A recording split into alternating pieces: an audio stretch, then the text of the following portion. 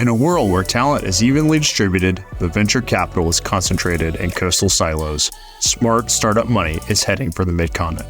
Welcome to the Midcon Markup, a podcast that uncovers the inspiring stories of our visionary tech entrepreneurs and the investors who believe in them.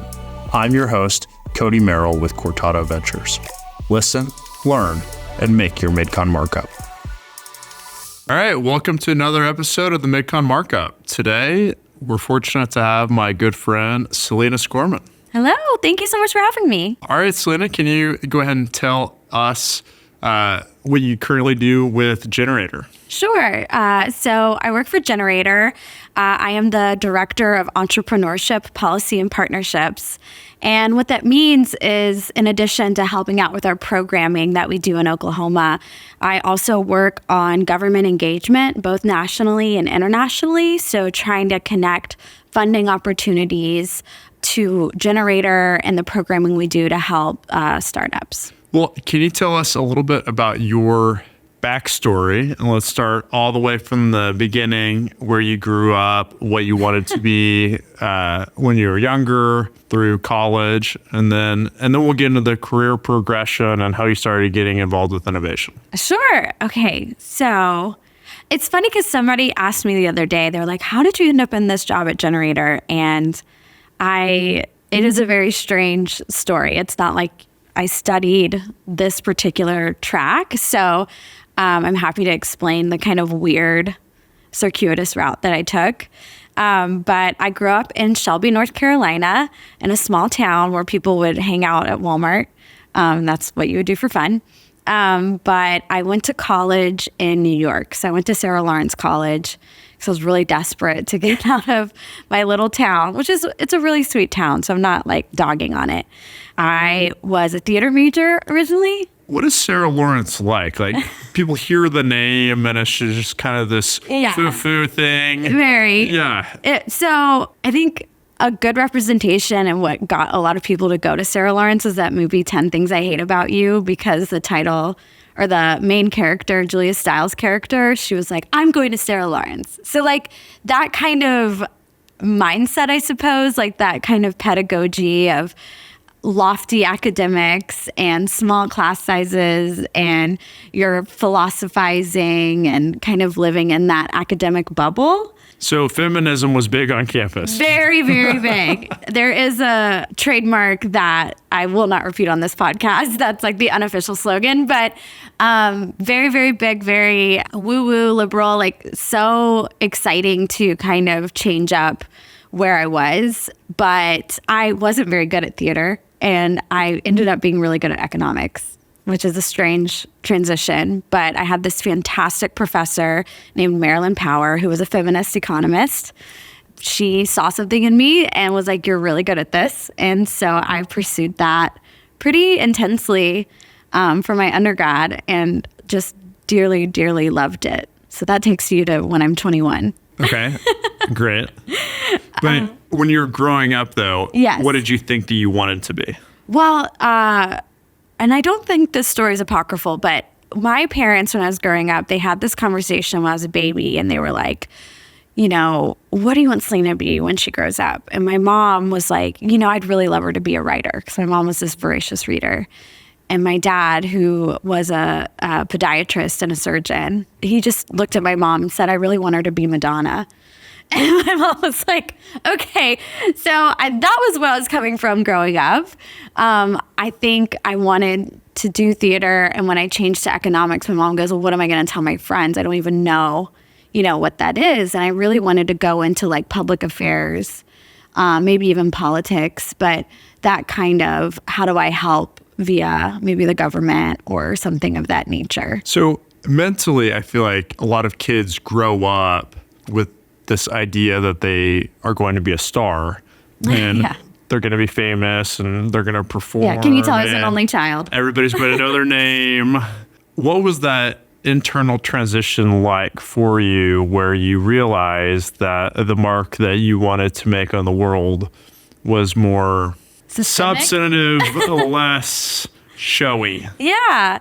Well, one thing is, when you become a small fish in a big pond, it's very humbling, and you realize I'm, not very good at this, but also I don't really enjoy it as much as I thought I would.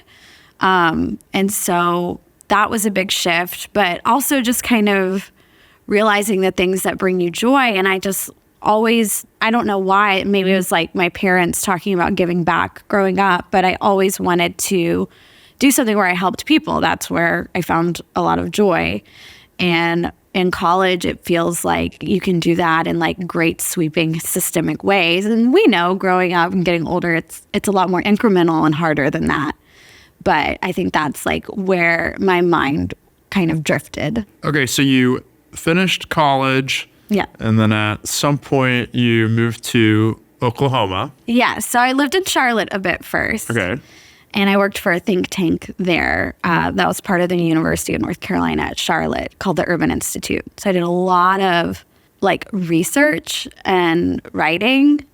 I would joke that I was just surrounded by men with ponytails.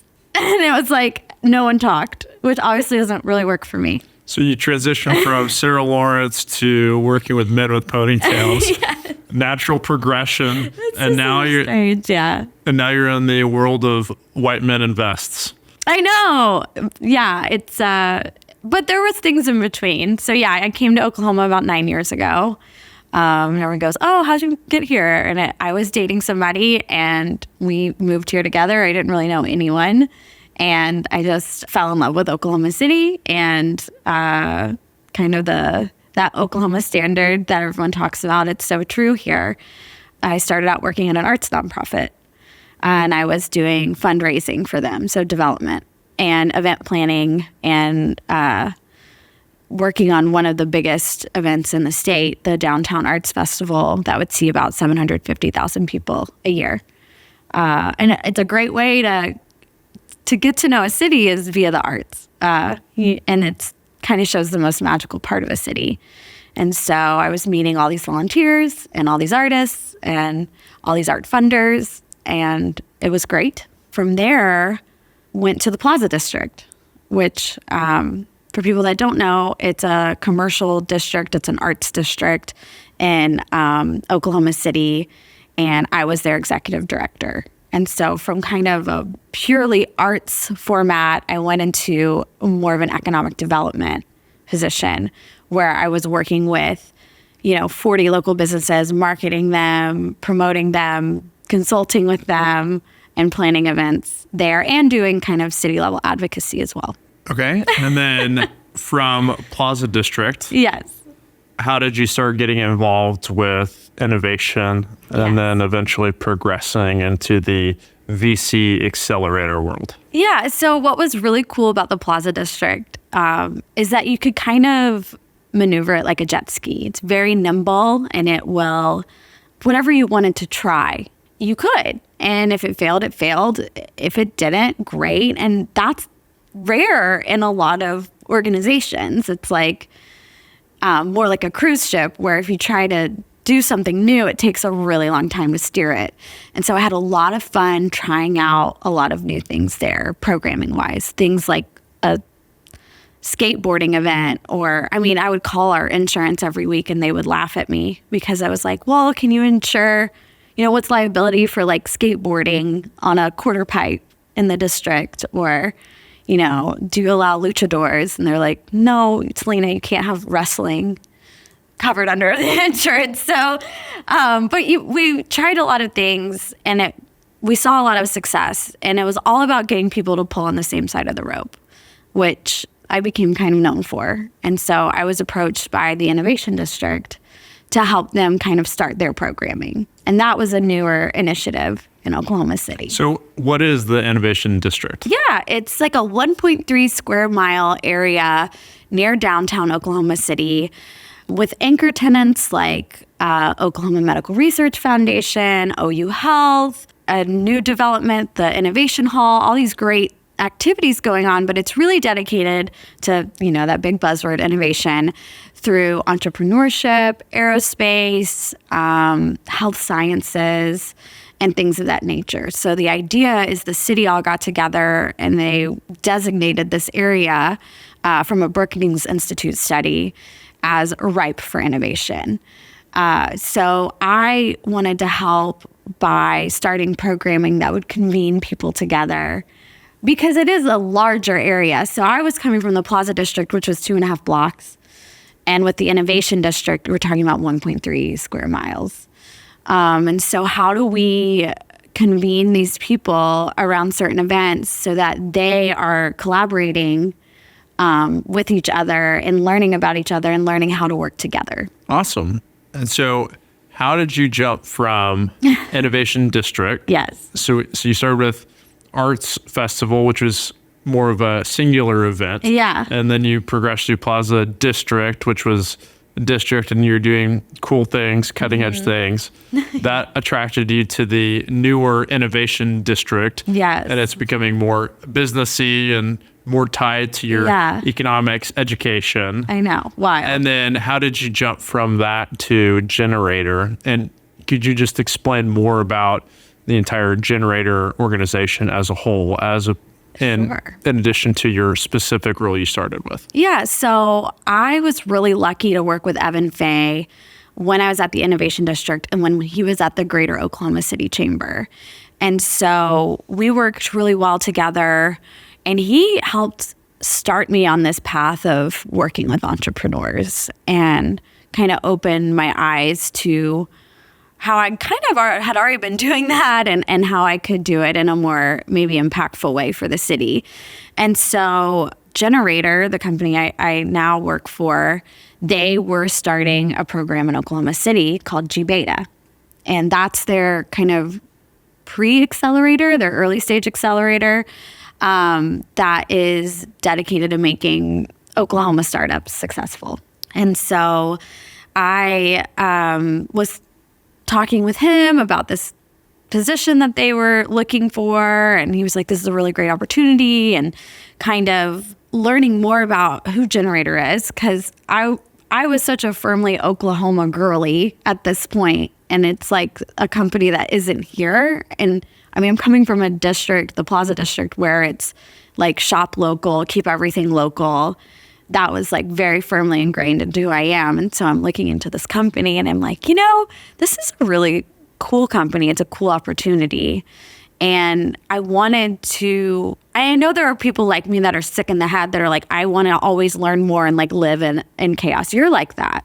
Like, I can't just stay doing the same thing too long. Like, I need to be able to, stretch my mind to its limitations. And so that's how I got involved. I applied for the position to be the director of G-Beta and, interviewed and all of those things and got the job. And they sent me to startup boot camp, basically, that I just was learning rapidly and voraciously about all I could in order to help these founders one-on-one and kind of behave as like an air traffic controller for them and connecting them with the resources they need, because I had done so much with so many different entities in the city. I had worked with city council. I had worked with bankers and artists and property owners and, all these different things that make a city run. So I was really excited to use those capabilities to help these founders. And so that was about 2 years ago when we started the G-Beta Oklahoma City program. And it's still going strong today, not under my leadership. Elizabeth Larios is killing it as the director now. Awesome. So give us a better sense of Generator. What are some similar national entities that people might be familiar with? Yeah. And then can you help us differentiate between what G-Beta is doing and then the primary accelerator that's been implemented in the partnership with OCAST? Yeah, and Cortado. And Cortado. Yeah, so Generator as a whole, it is, our mission is to help communities invest in their best and brightest, and we do that in a myriad of ways.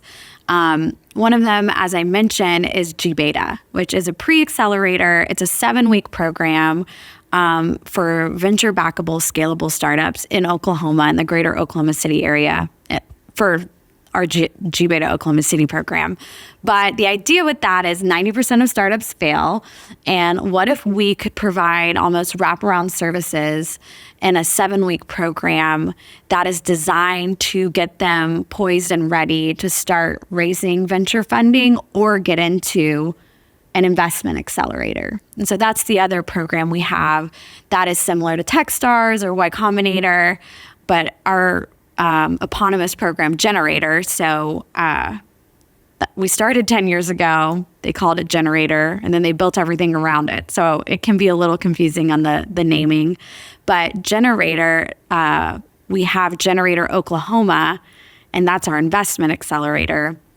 And the idea with that is to work with startups and work with them in a 12-week setting, introduce them to mentors and investors, and work one-on-one with them in the business, on the business, and really put them through their paces in the hopes that they will be successful, that they will see that the resources that they need to be successful can be found in Oklahoma.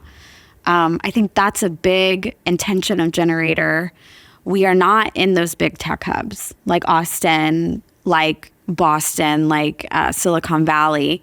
And the idea is that we want our talent to feel supported here and to stay here. And I think that's a big focus in Oklahoma City, is how do we attract talent? How do we develop talent? And how can we keep it here? And so with the program like our Generator Investment Accelerator, we're giving $100,000. We're taking a certain amount of equity, and we're providing you all these resources, both hyper locally and abroad through our national network, because we are all over the country, to make sure that startups have what they need. And it's all early stage. Awesome. So, Cody, did I explain it right? You yes. know it. Yeah. Okay. I think that you did a great job of explaining that. Thank you. Okay, so you started your first position with Generator was you were running the G-Beta program. Yes. And you did such an outstanding job from that. And let me tell you, I've heard from the entrepreneurs who participated in that program, they rave about how much Selena helped them. And I'm still available to help. So she developed a lot of credibility in my eyes as a founder. And then from there, you got a national position with Generator. Somebody else took over your G-Beta program. Yes. Based on the success that the G-Beta program had, partially based on the success the G-Beta program had under you, that inspired confidence for OCAST, for Cortado, and for National Generator to then create the investment accelerator, which is the $100,000 and far more robust program for startups that are further along. Yes. But at that point in time, you then took a national position with Generator. Can you share more about that position and what you've learned from that as you've been exploring other startup ecosystems, how they've developed outside of these major tech hubs, and just lessons that, you know, things you think Oklahoma is already doing well, things that they can improve upon, and what does the future look like? Yeah. So I was running G-Beta, and I was concurrently working on an RFP from OCAST for funding our investment accelerator. And so we had to apply, and it was a very robust process where I was linking our grants team and all these people to people in Oklahoma City that would help with that. I was fundraising with Cortado and trying to find the community partnership aspect. And I thought this was just what you would do. That this is a great opportunity. Let's do it. And apparently that is pretty unique to know all these people and to get all of these kind of items together and people together. And so the leadership at Generator, they were like, who is this Selena girl? And how is she doing this? And so they created a position for me where I could then focus more specifically on government engagement, on business development, and started nationally and has even gone to internationally. And so it's been a real treat because in my head, I'm like, I'm going to learn what's going on everywhere else and try and bring that knowledge to Oklahoma.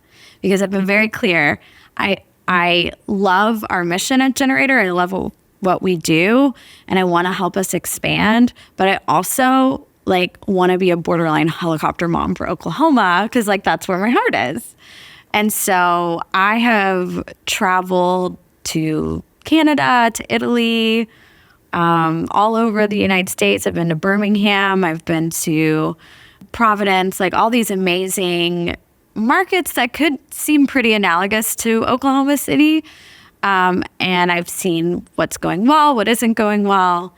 I feel very fortunate to have experienced that. And so when you think about venture capital and you think about our ecosystem and you think about a place like Italy, like an entire country, right? What their output was in venture capital is the same as the city of Houston.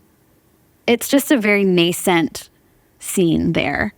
And so you think Italy with, I mean, a wonderful academic system, you know, the city of Bologna has like the oldest university in the world and it's been around for so long and, you know, all these things that they would have to their advantage. But when it comes to venture capital, we're like the biggest players in the room.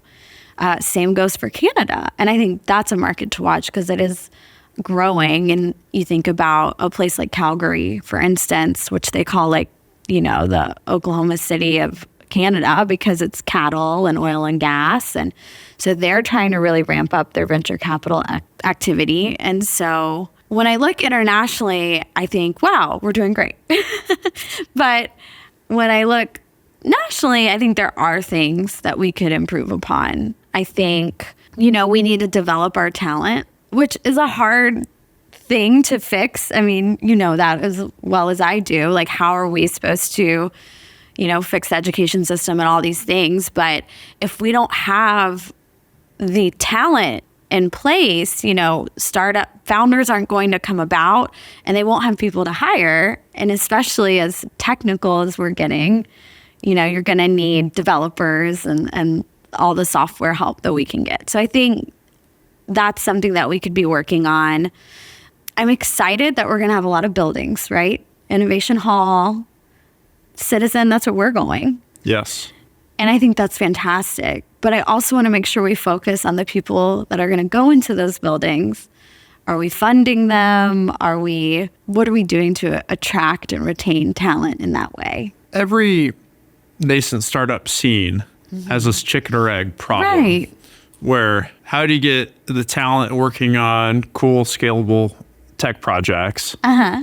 And what the talent is wondering is, where's the money coming from? Exactly. That they're going to be able to use to build and scale their products. How have you seen other markets overcome this chicken or egg problem? And why is it important for local centers of wealth to support local venture capital and local entrepreneurs?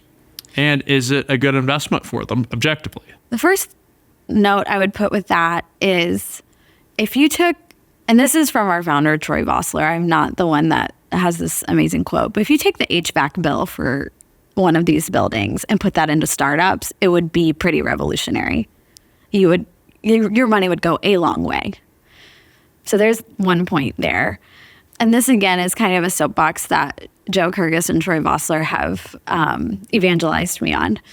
But there is a lot of public investment dollars that may not necessarily go with like into your state that you're living in. I would say like it would be nice if 10% of that could be used to fund founders here. So let's be specific. Okay. What are these pools of money that aren't currently going to local venture capital that could be going to local venture capital? Actually, Cortado's been really good about, I think, getting it in terms of like pension funds and things like that, right? We've been really good about trying. Okay. See, and it's like... Getting close. And you can look at, I think it was, I don't want to misspeak, so I'm not going to name it. It's a state that is, you know, up north. That I looked into their records of like, where are these funds being invested? And I understand like there's a fiduciary duty. I totally agree. And a lot in the top 10 investments, a good amount were not even in the country, let alone in their own state. And none of it was in their own state because they're investing on the coast, right? But what does that tell the people that live here that they aren't worth investing in? And it's why people leave, is because the capital is being invested elsewhere.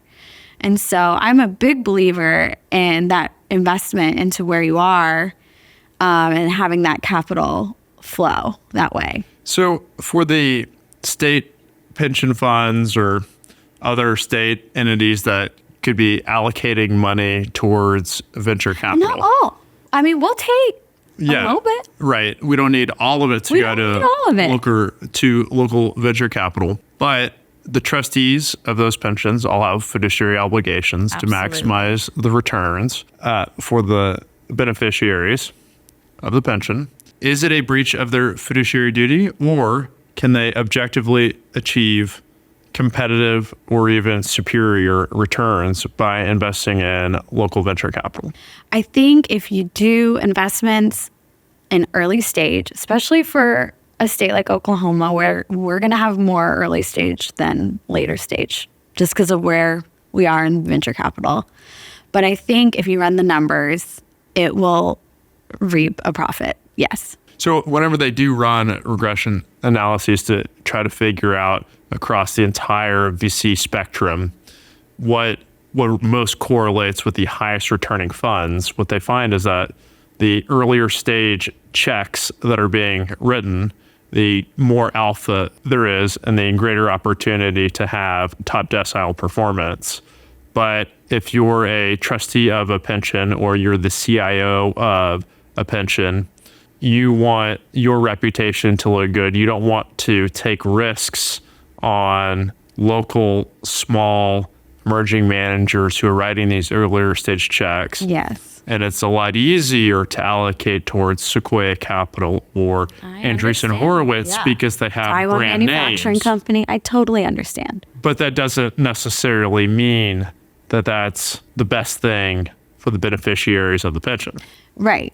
And you're risking de-investment of your own state and the people within it. So it's also very important that our economy diversifies and doesn't just remain meat and potatoes industries. Yes. That these people who created this wealth in Oklahoma have kids and grandkids who are going to be living in Oklahoma, and they would very much so like for there to be jobs of the future that will be high paying and will take the economy forward. Yes. So there is a connection between mission, what's good for the state, and what is good for their pocketbook.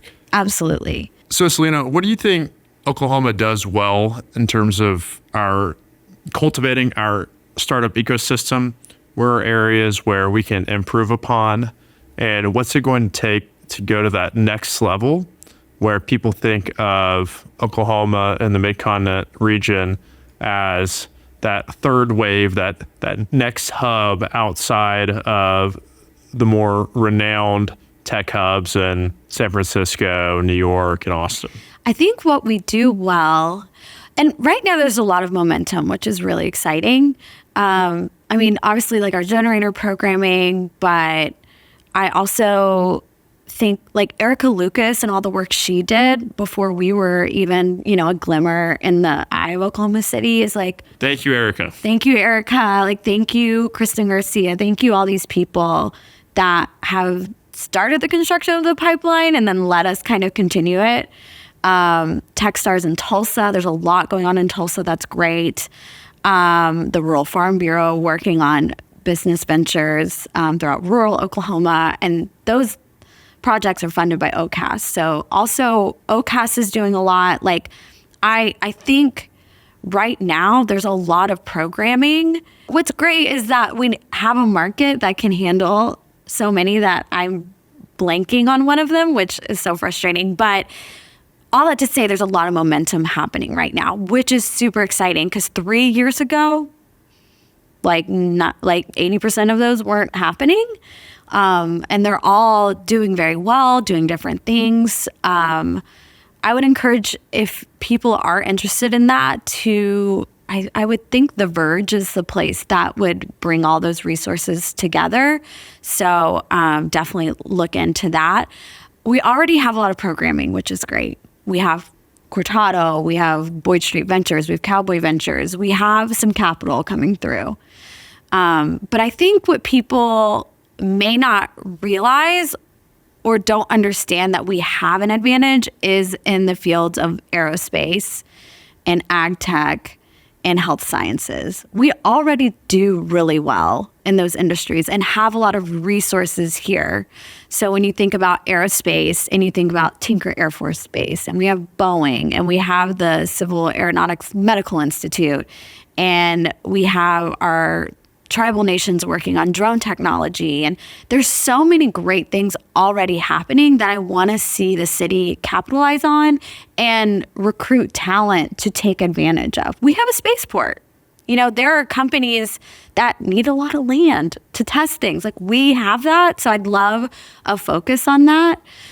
Same with ag tech, right? I mean, we have a lot of farmland and we have a lot of farmers. So if there are ways that we can further technology commercialization in those industries instead of trying to be the best at maybe a brand new industry that we don't have the resources for, I think that's really exciting and a positive thing. Yeah, so to further on that, one of the things that we talk about at Cortado is we have to know our strengths. We have to stay in our lane. And is the next great social media company coming from Oklahoma? Probably not. But is a groundbreaking innovation in aerospace or health sciences or energy transition or transportation and logistics going to be developed in Oklahoma and surrounding markets that have huge existing legacy industry footprints and founders with decades sometimes of B2B experience and technical experience in these domains? Probably. And let's throw more money at the most talented people solving those problems with experience in those industries. Yeah, absolutely. So I think that kind of focus will help take us to the next level. And yeah, just more early stage investing. I mean, Cortado started how many years ago? 3 years ago. And you are about to, is it launch the second fund or close it or? Yeah, we're closing Fund 2. We've made our announcement. We've surpassed our target of $80 million. It's huge. Like that was not a thing 3 years ago. So I think there's a lot to be excited about. I just think if we could focus on nurturing the talent that we do have and highlighting Oklahoma City. I am like, because I travel a lot, I am like the biggest ambassador for Oklahoma City, and I try to recruit everyone, even all the way in like southern Italy, to come visit. And I think something that people don't realize is that people love the cowboy culture here. And I think sometimes we don't lead with that when we're elsewhere, but like that's a big deal and it's cool and it's unique and it's so special. And so I think, again, like highlighting these things that do make us unique and not having, I think sometimes we have like a weird inferiority complex. Like when I went to Birmingham, they were like, yeah, we're small. Isn't that such an advantage? Because you're not going to get lost and we're going to take care of you and we're going to make sure you have everything you need because you're not going to fall through the cracks. And I was like, dang, I never heard anyone spin it so positively. Because sometimes I feel like we're like, well, we're small, but we're trying, we're getting there. And it's like, no, I mean, we are growing as a city. We're like one of the top 20 in population, right? I think maybe number 20, but that's a big deal. But we also have that kind of small town feel of we're going to help you. We're going to make sure that you don't get lost in the crowd. And so I think those things are great to highlight when you're trying to attract businesses here. It's kind of like the great Ronald Reagan quote, I refuse to use my opponent's youth and inexperience against him. That's great. Yes. I also heard someone say, describing people's thoughts on places like Oklahoma City, the soft bigotry of low expectations. Ooh. Because we have, Oklahomans are foodies that they don't even know it because we have so many good restaurants. We have a great arts and culture scene. Like there's so much going on here. So if we can just get people on the plane to come visit, and focus on those industries that we do excel in and say, hey, I mean, if you want to commercialize your technology in aerospace, like come here and we'll connect you with the right people. Even, an international company we could do that with. They want to set up U.S. headquarters, so why not here? Oklahoma has lots of things where we're world leading and we just don't realize it. I mean, at one point, Tulsa was the oil capital of the world. We're one of the largest aerospace hubs in the world. We have one of the highest amounts of philanthropic dollars per capita. There's a lot of interesting things happening. Cybersecurity in Tulsa. There's a confluence that are occurring here, which I think creates a ripe environment for venture capital. I would agree. I would agree. Little self-serving analysis, but I believe biased. it. I have conviction. Okay, I do have a question for you. Most people, when they relocate for a relationship and the relationship doesn't work, they say, screw it, I'm leaving, I'm getting out of here. You left small town North Carolina for the big lights of New York City. I did. And then you worked in Charlotte for a little bit. And then you relocated here for a relationship that didn't work out. What was it about Put my business Oklahoma on blast. that caused you to plant your flag and say, I'm staying here, I'm going to build here, I'm going to have this huge network? I mean, what, you're top 10 on these lists of like most influential JD is people in top Oklahoma 10. City? He's top 1. Okay, he's top 1. Back when on the list. Nathaniel It's was an honor. young, he was top 5. He's gray hair now. But you've really ingratiated yourself into this market. Everybody knows who you are. People ask me all the time, oh, do you know Selena? Blah, blah, blah. Trust me, it actually happens. But my question is, of all the places that you've been, why did you want to stick around here? Why you're so passionate about Oklahoma? And why do you want to continue to build the future from Oklahoma City? I'm going to answer this with a story. So I was at South by Southwest for work to go and, meet with founders and things like that in Austin. And I ended up at some fancy dinner for a venture capital company that works with YouTubers. So they were like working with Mr. Beast, like all these, I don't know how I got there, but very fortunate. And I was the only one that was from Oklahoma. So everybody was like, oh, I'm from New York, I'm from LA, like all that kind of stuff. And I was like, oh yeah, I'm from Oklahoma. And they go, Oklahoma? I've never even met anyone from Oklahoma. Why would you live there? And again, soft bigotry of low expectations. But I just said, I really feel like I can be a part of the story here. And everyone was quiet because it's true. I don't think you can say that in LA. And Oklahoma welcomed me, somebody they don't know, with open arms. And I'll never forget it. And the people here have taught me how to be kinder. They've taught me what unconditional love is. I just don't see me living anywhere else other than maybe Southern Italy. But I mean, Southern Italy. But I love this state so much. And the fact that I get paid to help founders, which you are also a founder, it's a very vulnerable position to be in. It's like, here's my baby, tell me it's ugly.